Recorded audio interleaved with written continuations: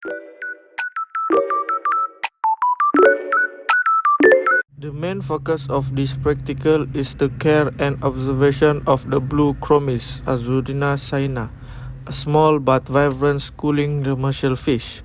This species is commonly found swimming in groups in open reef water, where it feeds mainly on plankton. Because of this natural behavior, blue chromis are very sensitive to stress and change in their environment, especially when first introduced into captivity. To increase the scope of our aquaculture study, we expanded the project in the fourth week by introducing maroon clownfish, Permenas biaculatus. This allows us to compare the care behavior and adaptability of two very different ornamental marine fish species. The clownfish is well known for its hardy nature and in the wild its symbiotic relationship with sea anemone. Unlike the blue chromis, clownfish are more territorial, slower swimmer, and are generally more confident feeder. This contrast between an open water schooling fish and side-attached hardy species gave us valuable insight into how different fish respond to the same captivity condition. This dual species approach helped strengthen our understanding of species-specific management in ornamental fish culture.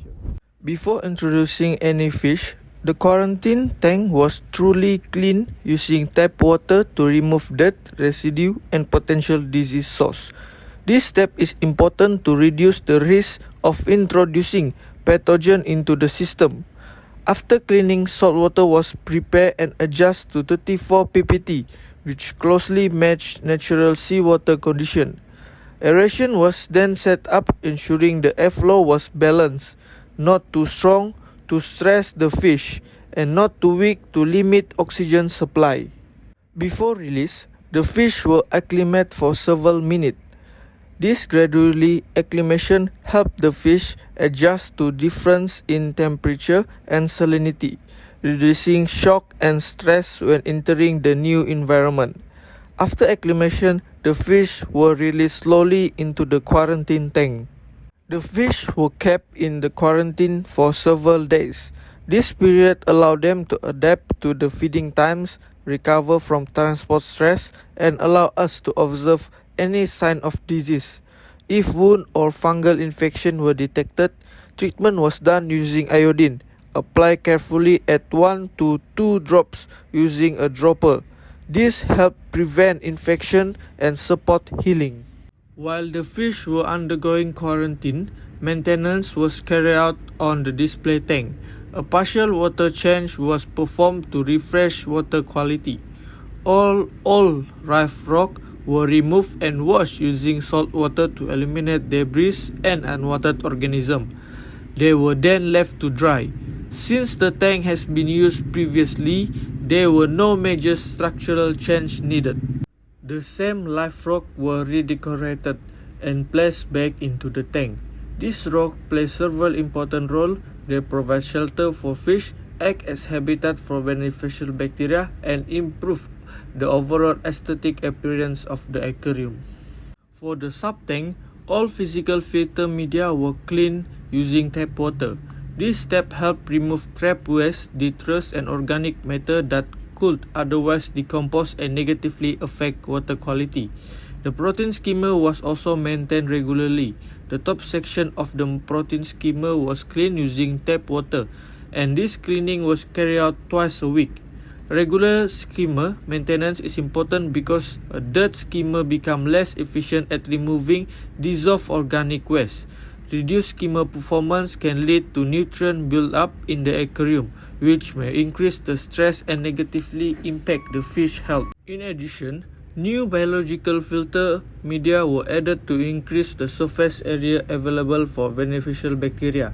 These bacteria play a critical role in breaking down toxic ammonia produced from fish waste. Probiotics were also added directly into the filter media to enhance population of beneficial bacteria such as Nitrosomonas and Nitrobacter. These bacteria convert ammonia into nitrate and then into less harmful nitrate. Probiotic supplement was continued on a weekly basis to help maintain bacteria stability within the system. The overall goal of this management step was to achieve crystal clear water and a stable biological system. An unstable bacteria population can lead to sudden ammonia spike, which are dangerous for marine fish. Therefore, fish would only transfer into the system once both of the aquarium condition and the fish were confirmed to be stable and free from disease. For marine fish like blue chromis and maroon clownfish, water quality is something we really cannot compromise on. Throughout this project, we follow a very strict and consistent maintenance routine to keep the environment stable and safe for the fish. Every day, we clean the bottom of the tank and carry out small water exchange. On top of that, we check all water parameters every 2 days so we could quickly spot any change before they become serious problem. We kept the salinity between 33 and 34 ppt, which closely match natural reef seawater. Ammonia levels stay close to zero most of the time, with only one short spike to 0.25 ppm. The pH remains stable between 8.0 and 8.2, and both nitrate and nitrate level were kept at below 5 ppm. Studies on clownfish show that a salinity of around 34 ppt and a pH close to 8.1 help reduce stress and support normal body function. Mendes et al. 2017. For plankton various fish like the blue chromis, low nitrate level and clear water are especially important because they directly affect the feeding efficiency and overall health. Olivato et al. 2011. Based on this, our maintenance routine was designed to match this recommended condition as closely as possible. The feeding plays a very important role in health and growth of ornamental fish. In this project, both blue chromis and maroon clownfish were fed a high-quality garlic-enriched pellet diet, which was Dr. Basdir Biofish Food Garlic Size M. Feeding was done twice a day. This schedule provides enough nutrition for the fish while also helping us control waste in our system. During feeding, we noticed very clear differences between the two species. The blue chromis show slow and hesitant feeding behavior during the first 2 weeks.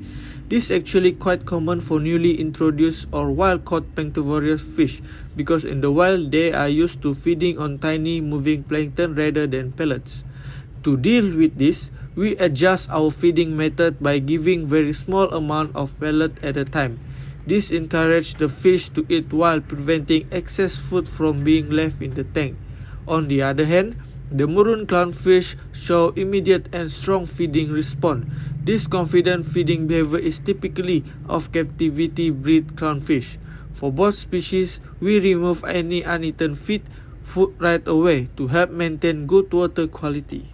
When we look at health and behavior throughout the project, the differences between the two species become even clear.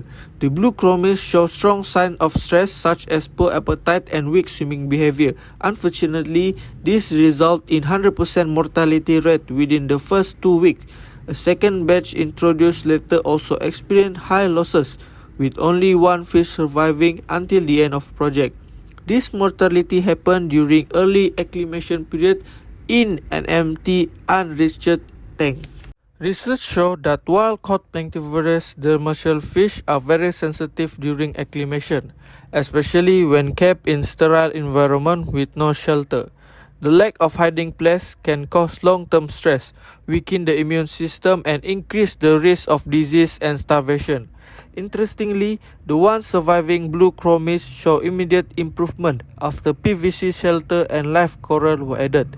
Its swimming became more active, feeding improved, and it adapted well once transferred to the display tank. In contrast, the maroon clownfish did not show any negative health sign during the project. They adapt well to both the quarantine tank and the final display tank. We achieved 100% survival rate. This strong resilience is well-known characteristic of captivity-bred clownfish. In conclusion, this project provides valuable hand-on experience in marine ornamental aquaculture.